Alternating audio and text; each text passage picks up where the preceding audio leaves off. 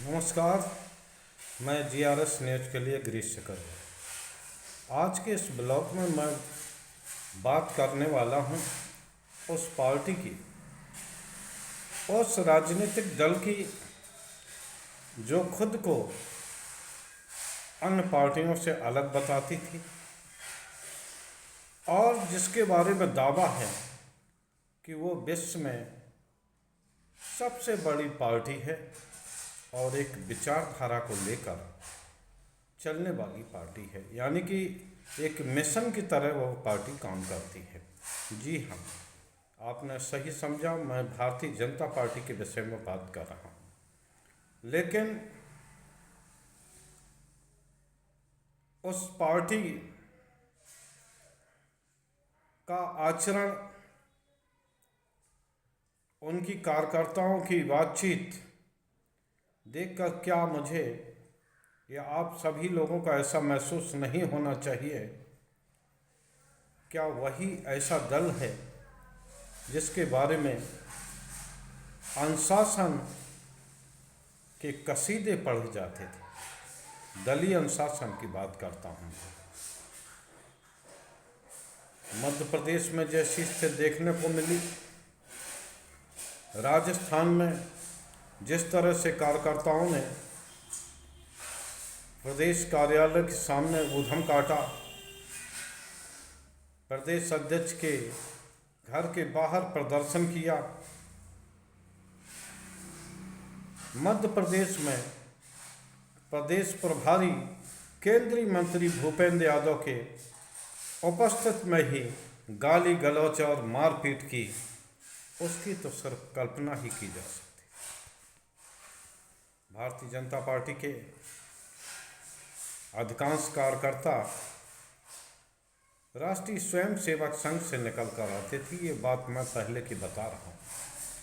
लेकिन मोदी काल के आने के बाद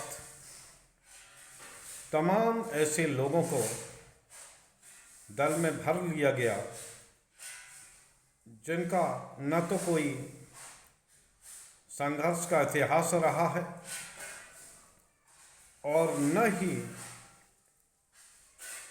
वो किसी विचारधारा के प्रति प्रतिबद्ध हैं। उनकी सिर्फ एक विचारधारा है, एन के एन प्रकार किसी भी तरह सत्ता में रहना और अपना काम बनाना। सबसे पहले मध्य प्रदेश की बात मैं इसलिए करूँगा कि जिस प्रकार गुजरात एक अवैध किला है, उसी प्रकार मध्य प्रदेश की अनुशासन की भी तारीफ होती रही है और उसका संगठन वहाँ RSS और भारतीय जनता पार्टी का संगठन बहुत ही प्रभावी ढंग से रहा। कोई भी परिस्थिति बनी हो, लेकिन मध्य प्रदेश से हर बार हर समय भारतीय जनता पार्टी और ताकत मिलती रही है।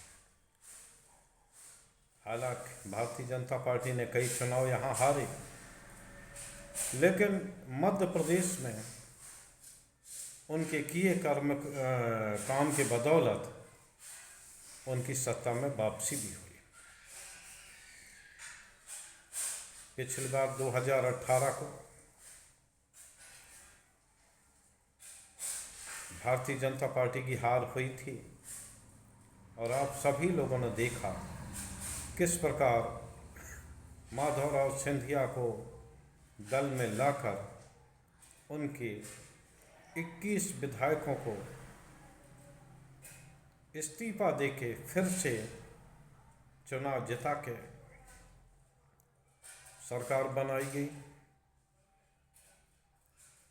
आप सभी लोगों ने देखा होगा। और मौजूदा समय जिस तरह से प्रयोगों का काल चल रहा है मध्य प्रदेश में, उसने कार्यकर्ताओं को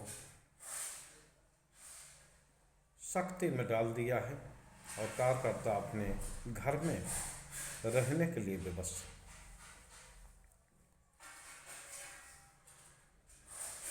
सिंधिया महल में ग्वालियर में जिस प्रकार कार्यकर्ताओं ने उत्पात मचाया और मुर्दाबाद के नारे लगाए, वो उस बात की तो कल्पना भारतीय जनता पार्टी में कभी की ही नहीं जा सकती। मध्य प्रदेश के इतिहास में महल का काफ़ी दखल रहा है, लेकिन जिस तरह से महल के लोगों की तौहीन की जा रही है, चाहे वो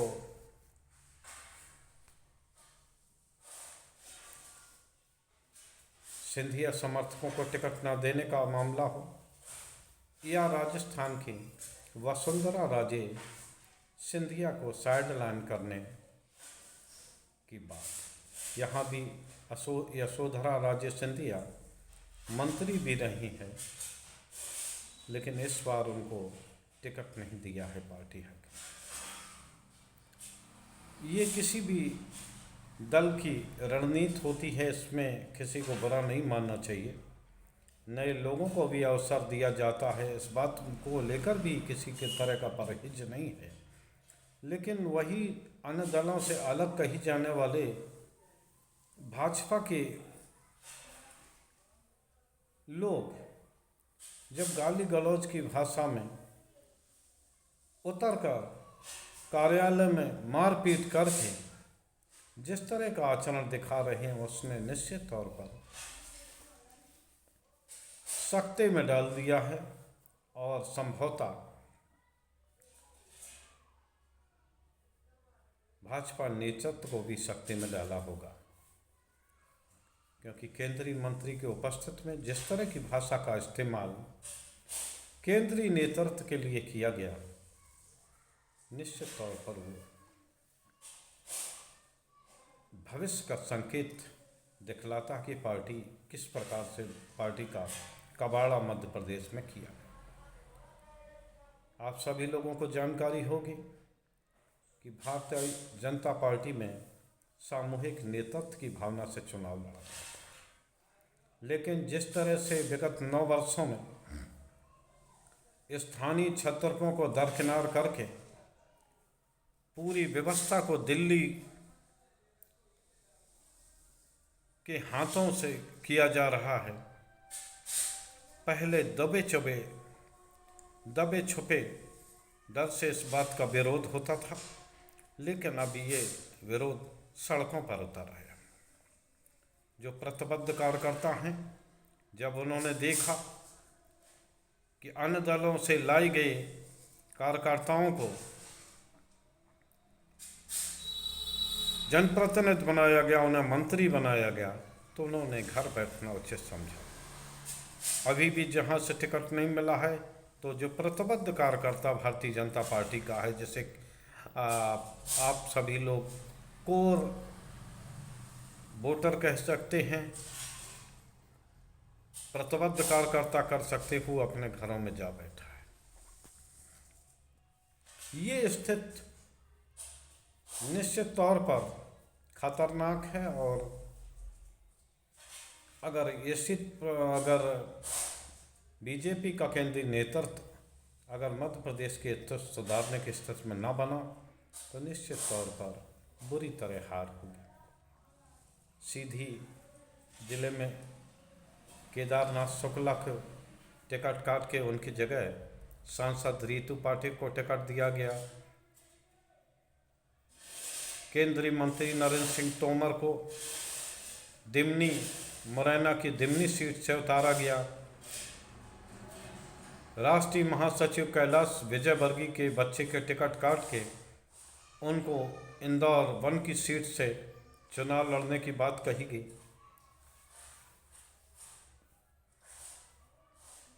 एक और केंद्रीय मंत्री को नरसिंहपुर से चुनाव लड़ाया जा रहा है, और वहाँ से जो संकेत मिल रहे हैं वो अच्छे नहीं। केदारनाथ शुक्ला ने तो निर्दलीय तौर पर सीधी से ही चुनाव लड़ने के लिए नामांकन तक भर दिया।